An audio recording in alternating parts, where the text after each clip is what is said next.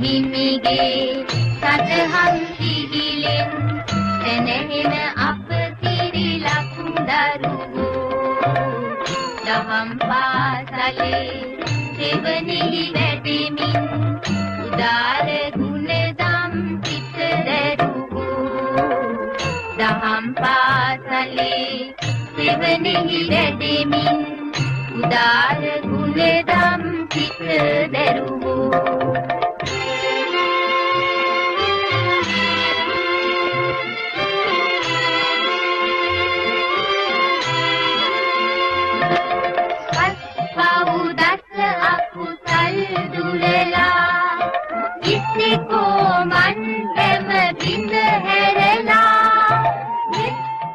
සියලු දෙනාටම තෙරුවන් සරණ ප්‍රාර්ථනා කරමින් අපි සූදානම් අපේ පළමුවෙනි රූපවාහිනී වැඩසටහන ආරම්භ කරන්න.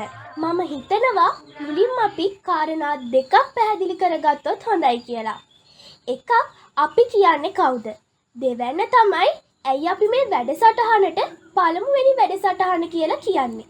ඒ ගැන පැහැදිලි කරන්න මම ආරාධනා කරනවා කිමිදියක්කට. ඔව් නංගි. අපි කියලා කියන්නේ මාතොට sannivedana පුහුණුව ලබාපු පළවෙනි කණ්ඩායම.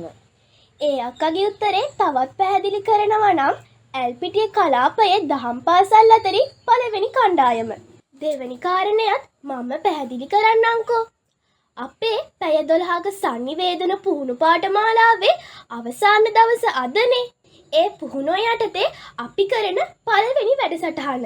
මං හිතන්නේ අක්කේ අපි දැන් කිව්වොත් හොඳයි අද අපි මොන වගේ වැඩසටහනක්ද කරන්න කියලා. ඔව් මල්ලි. ඒක කියන්න කලින් මං කැමති හැමෝටම එක් ප්‍රශ්නයක් යොමු කරන්න. මේක අපේ කණ්ඩායමට විතරක් නෙමෙයි බලන් ඉන්න හැමෝටම. අපේ දහම් පාසල් ගීතය සංගීතවත් කළ සංගීත වේදියා කවුද? මම වෙන වෙනම අහන්නේ නැහැ. දන්න කෙනෙක් කියන්නකෝ බලන්න.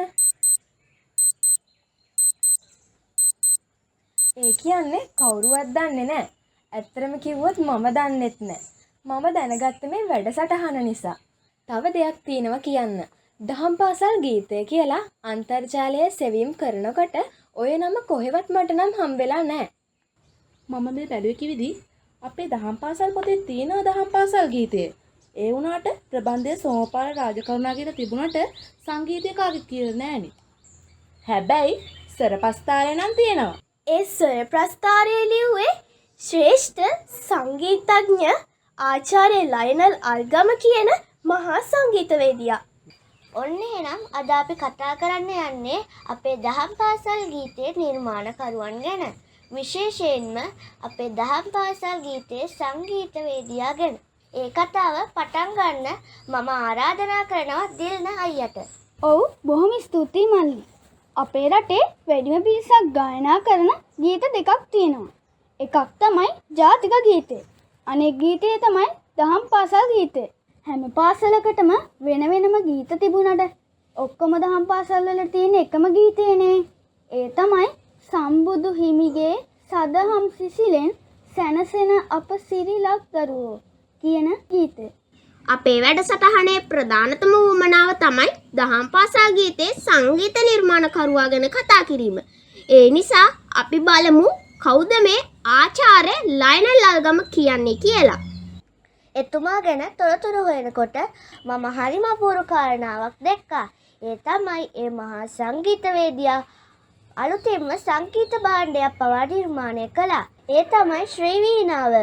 මම හිතනවා අපේ රටේ පළමුවෙන්ම සංගීත භාණ්ඩයක් නිර්මාණය කරපු තැනැත්තා එතුමා වෙන්න ඇති. ඔව් ඉතින් ඊට ඉස්සෙල්ලා එහෙම එකක් නිර්මාණය කරලා තිබුණා නම් දන්න කෙනෙක් අපිව දැනුම්වත් කරයිනේ. වඩාත් හොඳයි නේද? අපි පුංචි වාර්තාවක් ඉදිරිපත් කළා. ලයනල් අල්ගම කියන මේ සංගීතවේදියාගේ ජීවන තොරතුරු ඇතුළත් කරලා. ඔව් මල්ලි මමත් හිතනවා අපි මෙහෙම කතා කරනවාට වැඩිය ඒක හොඳයි කියලා. ලයනල් අල්ගම හේවත් අල්ගම පෝරාලලාගේ ලයනල් කුමාරදාස 1935 මාර්තු 24 ගම්පහ බැන්ඩිය මුල්ලේදී උපත ලද්දේය. ප්‍රාථමික අධ්‍යාපනය බැන්ඩිය මුල්ල රෝමානු කතෝලික ප්‍රාථමික පාසලෙනුත් උසස් අධ්‍යාපනය වේයන්ගොඩ මධ්‍ය මහා විද්‍යාලෙනුත් ලබා ගත්තේය. ඔහු 1955 දී ඉන්දියාවේ ශාන්ති නිකේතනයට ගොස් සංගීතය පිළිබඳ වැඩිදුර හදාරන ලදී. එහි අවසන් විභාගය සාර්ථක ලෙස සමත් වූ ඔහු 1958 දී ලංකාවට පැමිණෙන අතර ඔහුට 1959 දී කොළඹ තර්ස්ටන් මිදුහලට සංගීත ගුරුපත් වීමක් ලැබුණි. දයානන්ද ගුණවර්ධන ශිල්පියාණන් සමග එක්වන අල්ගම සංගීතවේදියා 1961 දී පාසල් වේදිකා නාට්‍යයක් ලෙස නරිබෑනා වේදිකාගත කරනුයේ ඊට තනු නිර්මාණය සපයමිනි. පසුව දයානන්ද ගුණවර්ධන 1962 දී නරිබෑනා වේදිකා නාට්‍ය වෘත්තීය නළු නිළියන් සමග වේදිකාගත කිරීමත් සමග එකී නාට්‍ය ජනප්‍රියත්වයට පත්විය. දේශීය රබන්පද ආශ්‍රයෙන් එහි සියලු ගීත නිර්මාණය කරන ලදී. එම වර්ෂයේදීම පටාචාර චිත්‍රපටයට සංගීතය සපයමින් අල්ගම මහතා සිනමා සංගීතයට පිවිසෙන්නේය. අල්ගමයන්ගේ සංගීත ගුරුවරයා වූ එඩ්වින් සමරදිවාකර දිල්රාජ් නැමැති සංගීත භාණ්ඩයන් නිපදවීමට උත්සාහ කළද ඔහු අකල් මරණයකට ලක්වීම හේතුවෙන් එකී තූර්ය භාණ්ඩය කටු සටහනකට පමණක් සීමා විය. නමුත් අල්ගම මහතා එකී කාර්ය අඛණ්ඩව ඉදිරියට ගෙන ගොස් වසර 18ක් දුෂ්කර ක්‍රියා කොට අපූර්ව වාද්‍ය භාණ්ඩයන් නිර්මාණය කරන ලදී. අල්ගම සංගීතවේදියා 2008 මැයි මාස 18 වන දින මිය යන ලදී. ඔහුගේ වියෝවෙන් වර්ෂ 3කට පසුව 2011 දී රජයෙන් ගෞරව නාමය පිරිනමන ලදී. හොඳයි. අපි දැන් කතා කරමු දහම් පාසල් ගීතයේ තනුව හා සංගීතය ගැන. අපි බලමු අපි එක එක්කෙනාට මොන වගේ අදහසක්ද ඒ ගැන තියෙන්නේ කියලා. මගේ අදහස මේක. එතුමා කොච්චර ලොකු සංගීතවේදියෙක් වුණත් දහම් පාසල් ගීතය හදලා තියෙන්නේ පුංචි අපි ඕනම කෙනෙකුට ගයන්න පුළුවන් විදිහට. සමහර වෙලාවට මට හිතෙනවා ගායනා කරන්න බැරි කට්ටියට ඒක ගායනා කරන්න පුළුවන් විදිහට තමයි ඒ ගීතය හදලා තියෙන්නේ. මේ බලන්නකෝ.